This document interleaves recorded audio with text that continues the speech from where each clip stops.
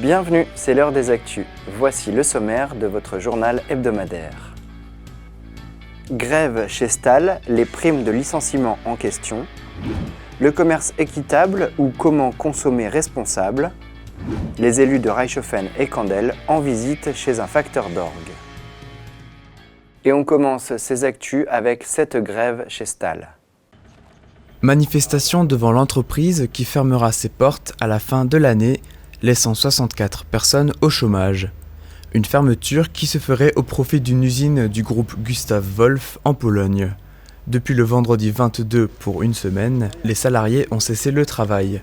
Ils protestaient contre les conditions de licenciement et surtout le montant de la compensation financière.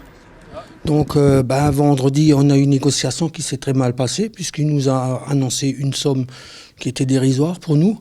Donc on l'a annoncé à tout le personnel. Le personnel, ils se sont tout de suite mis en grève, avec notre accord bien sûr. Et puis après, les négociations ont redémarré mardi, mercredi, et puis aujourd'hui. Et puis voilà, et aujourd'hui enfin on a trouvé un accord qui plaise à la plupart des gens. En septembre, j'ai dû annoncer la fermeture du site pour raison de cessation d'activité. Nous avons débattu de façon intensive avec les délégués du personnel et la délégation syndicale. Un PSE a été rédigé qui se base sur 3 axes. La première, un accompagnement intensif à la recherche d'un nouveau travail. La deuxième, la formation et le reclassement des gens. Et la troisième, une compensation financière, le supralégal. J'ai l'honneur de vous annoncer que ce matin, nous avons trouvé un accord pour ce PSE. Je remercie les ouvriers et les ouvriers pour leur support dans cette période qui n'est pas du tout évidente. Merci. Les salariés ont le moral en berne. Ceux qui le souhaitent reprendront le travail lundi pour 2 petites semaines. Le commerce équitable, c'est un ensemble de valeurs. On a mené l'enquête et il en ressort des produits plus chers mais de meilleure qualité. Explication. Presque tous les premiers vendredis matins du mois, au marché de Niederbronn-les-Bains, les membres de l'association ICE Réseau francophone tiennent un stand rempli de produits du commerce équitable. Depuis presque 10 ans, à l'initiative d'un service civique, ils vendent ces articles en partenariat avec les Artisans du Monde à Haguenau. Il y a des produits de tout le monde. On a beaucoup de chocolat et café parce que le cacao et le café sont aussi des produits où il y a beaucoup de problèmes avec un commerce vraiment équitable. Mais nous avons aussi des pâtes, des fruits secs, du riz, du quinoa, de jus, du thé. Derrière cette initiative, il y a aussi les valeurs de l'association ICE, Entraide et Partage. Bien qu'un tiers des produits équitables soient issus de filières françaises, en général, les matières premières ne sont pas cultivées en France. Transport, emballage, des études sont réalisées pour minimiser l'impact environnemental et les labels imposent des modes de production écologiques. Le commerce équitable est un commerce qui fait attention à une rémunération sociale et juste pour les producteurs, et qui respecte l'environnement et qui lutte contre le travail forcé des enfants dans les pays moins riches que nous. J'aime bien utiliser les produits équitables. On avait commencé par le chocolat. Non, comment dire, ça fait un bel équilibre entre l'acheteur et le producteur. Moi, ça me parle. C'est des produits de meilleure qualité. Ils sont un petit peu plus chers, mais ils sont de meilleure qualité. Une qualité gustative validée par plusieurs études comme celle du CIRAD, le Centre de coopération internationale en recherche agronomique pour le développement. En plus, les 3/4 des produits sont bio. La prochaine vente aura lieu le 6 décembre et il est possible de commander les produits auprès de l'association ICE. Et ce sujet trouve d'autant plus sa place aujourd'hui car nous sommes le Green Friday, le vendredi vert, en opposition au Black Friday. Une opération créée par plus de 500 marques qui veulent promouvoir une consommation responsable et raisonnée. Et qui dit raisonnée dit qu'il ne faut acheter que si vous en avez besoin et plutôt chez les commerçants locaux, par exemple ceux de Reichshofen qui mettent en jeu des entrées à Europa Park tout le mois de décembre. Le camion rouge des pompiers est de sortie. En général, c'est mauvais signe, mais cette fois, c'est pour une manœuvre.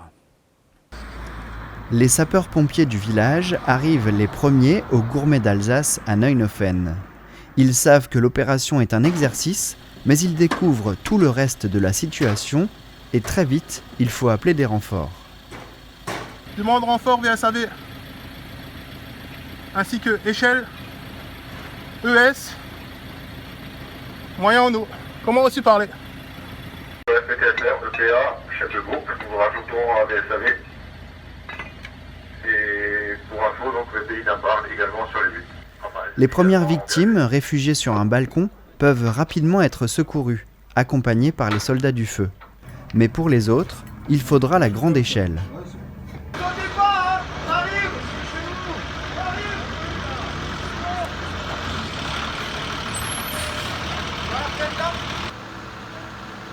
Ces exercices sont aussi l'occasion de se familiariser encore plus avec le matériel. À la fin, l'indispensable débriefing sert à améliorer les réflexes à avoir. C'est un local qui est très intéressant pour la partie pompier. Parce qu'il y a quand même pas mal de choses à faire. C'était un ancien ERP, c'est super grand, c'est super vaste. Il y a une partie habitation, une partie ERP, donc nous, ça nous permet de valider pas mal d'objectifs à travers cette manœuvre.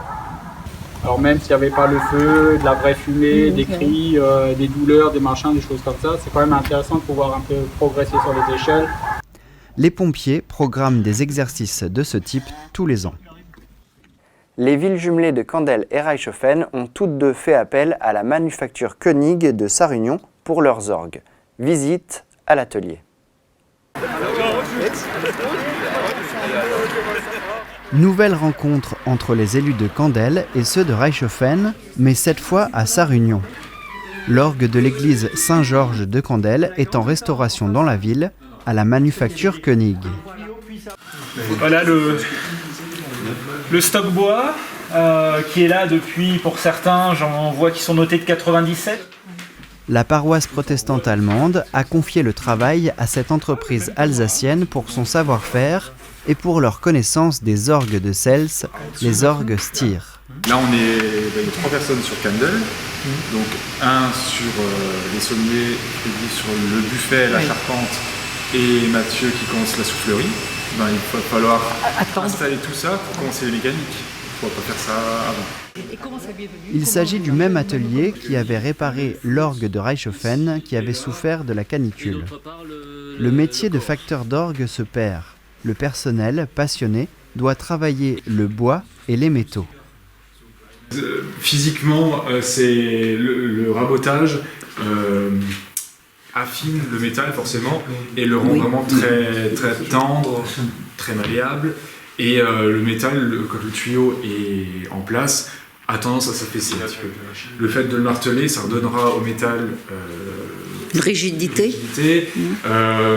Et après, effectivement, au niveau du son, ça favorisera certaines harmoniques. On aura un tuyau qui sonnera différemment d'un tuyau fait dans un métal simplement raboté. Là où il y a beaucoup d'étain, ça donne une sonorité plus riche, plus... comment dire, plus brillante, voilà. Alors que le plomb, c'est quelque chose de plus rond, de plus doux. Si on ferme un petit peu, le tuyau sera plus grave. Si on ouvre un petit peu, le tuyau sera plus aigu.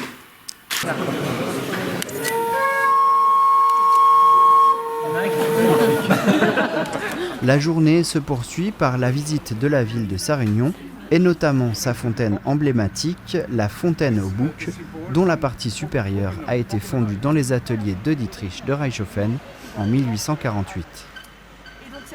Le Téléthon a déjà commencé avec cette opération de solidarité. Les assistantes maternelles ont participé à des conférences, des bricolages. Elles ont mis des ballons à leurs fenêtres pour leur journée nationale le 19 novembre. Et le relais des assistantes maternelles du pays de Niederbronn-les-Bains conclut toute la semaine qui leur est dédiée avec ce parcours de baby gym et une fresque géante au périscolaire de Reichshofen. Chaque doigt a une autre couleur. Alors, tu me dis la prochaine couleur. Regarde, il y a du jaune, il y a le vert. Tu écartes bien les doigts. Il y a un tout grand. On appuie fort. Elle a fait bien. Le but est, si vous voyez là-bas, les deux petites montgolfières.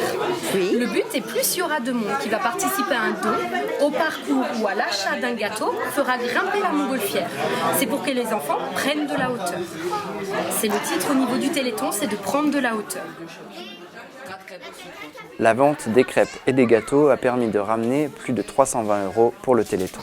Et on enlève la main. Wow, regarde-moi ça, magnifique, magnifique.